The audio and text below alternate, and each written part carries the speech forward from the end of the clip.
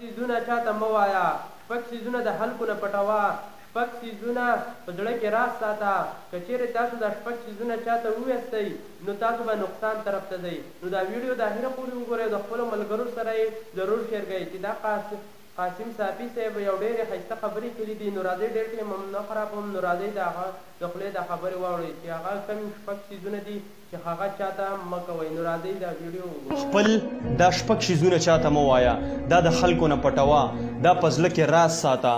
که ته چېرې دا شپږ رازونه دا شپږ څیزونه چاته ووایې نو ته به نقصان طرف ته ځې. د نقصان نه بچ کېدو دپاره دا شپږ رازونه شپږ څیزونه چاته هم مه وایه.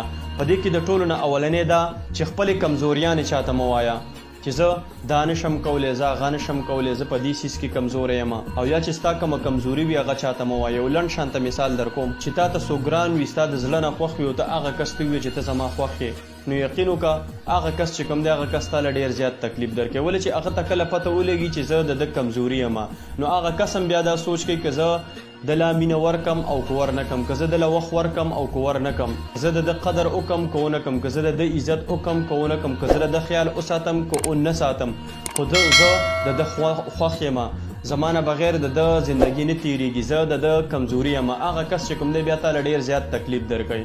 یا داسې یو بل څیز وي چې هغه د ستاسو کمزوري وي او هغه کمزورۍ باره کې چې کوم دی چاته پته ولګي تی ورته ووایې، هغه کس بیا د هغه کمزورۍ نه پیدا خلي او تا ته تکلیف درکوي. نو خپلې کمزورۍ باره کې چې کوم دی چاته هم مه وایه. په دویم نمبر د خپل خاندان باره کې، د خپلې فیملی باره کې، د ستا د کور چاردیوارۍ دننه چې څه کېږي هغه چاته مه وایه. او خاص کر که تاسو وګورئ نن سبا ښځې خاوند اکثر که تاسو وګورئ سړي د خپلې ښځې خبرې چې کوم دی هغه خلکو ته کوي چې زما ښځه داسې، زما ښځه هغسې وغیره وغیره. دا قسمه خبرې چې کوم دي که دا تاسو چاته کوئ نو خلک په دې باندې ډېر زیات سپکېږي. یا ښځې وي چې د خپل خاوند قصې چې کوم دی هغه نورو خلکو ته کوي چې زما خاوند داسې یا هغسې. ګورئ په هغه وخت سره چې کوم دی هغه کس د ستاسو خبرې ډېر زیات په شوق سره اوري، ښه خوند یې اخلي. خو بیا چې کوم دی د ستاسو هغه خبرې چې کوم دی هغه چې بیا په بل محفل کې کینی، که هغه د ستا هر څنګه خوږ ملګری ولې نه وي، خو چې په بل محفل کې کینی، محفل را جوړ شي، بیا چې کوم دی هغه کس په خپل ځان باندې نه پوهېږي، د ستا هغه ټول رازونه چې کوم دی هغه اوټ کوي. نو د ستا د کور چاردیوارۍ دننه چې سم کېږي دا په خپل زړه کې پټ ساته، دا چا سره مه ډسکس کوه. ولې چې د دې سره خو د ستا بېعزتي کېږي ورسره دې د خپل کور والا ستا د کور چاردیوارۍ دننه چې په عزت کې کم پراته دي که نه، د هغې عزت هم په خاورو کې میلاویږي. نو خپل فیملی باره کې چې کوم دی چا سره خبرې مه کوه.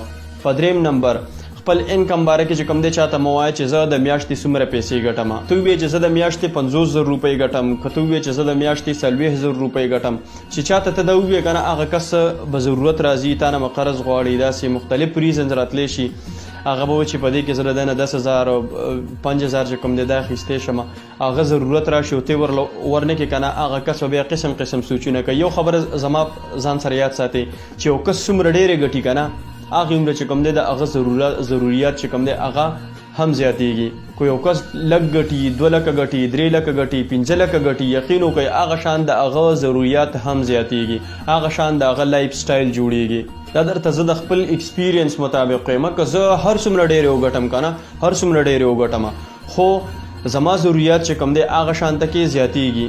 په دې دنیا کې چې کوم دی مړېدل نشته، د انسان خوله چې ده هغه به صرف د قبر په خاورو باندې ډکېږي. که یو کس له هر څومره پیسې راځي هغې عمره د هغه خواهشات، هغې عمره د هغه ضروریات سیوا کېږي او انسان په هغه پیسو باندې نه مړېږي.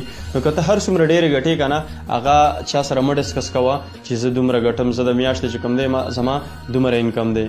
په څلورم نمبر خپل ګناه باره کې چاته مه وایه او خاص کر ګناه کبیره باره کې چې کوم دی چاته مه وایه چې ما دا ګناه وکړله، دا مې وکړله. اکثر چې کوم دی موږ کوم غلط کار وکړو که نه په یو محفل کې کینو ملګري موږ ډېر زیات په فخر سره چې کو پلانکي سره مې داسې وکړل، ډیګري سره مې داسې وکړل، هغسې مې وکړل.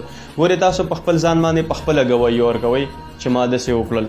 نو دا غلطي چرې هم مه کوئ، خپلې ګناه باره کې چاته مه وایه. یو خو دا چې ته د هغه کس په نظر کې سپکېږي او بل دا چې ته په خپل ځان باندې په خپله ګواهي ورکړې، نو دا غلطي چرې هم مه کوئ. په پنځم نمبر خپل پاست باره کې چاته مه وایه، خپل تیر شوي وخت باره کې چاته مه وایه چې په تیر شوي وخت کې تا څه کړي دي، تا کم غلطیانې کړي دي.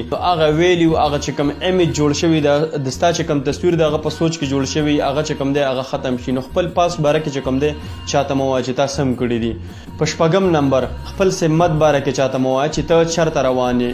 ګورې په دې دنیا کې چې کوم دی که د ستا دوستان شته دی نو ورسره چې کوم دی هغه شانته د ستا دښمنان هم شته دی چې هغه ستا نه جیلس کېږي هغوی چې کوم دی تا ته غوسه کېږي هغوی ستا ته قار کېږي داسې خلک به وي چې هغوی به د ملګرتیا په جامه کې چې کوم دی هغوی به ستا نه نفرت کوي ستا به دښمنان وي خو تا ته به پته نه وي چا سره چې کوم دی خپل سمت باره تا ته دا ویډیو وکړه چې دا شپږ خبرې چاته مه کوئ دا په خپل زړه کې راز ساتئ دا چا خلکو نه پټوئ نو د ویډیو د کتو ډېره مهرباني ویډیو د خپل ملګرو سره ضرور شیر کړئ. والسلام.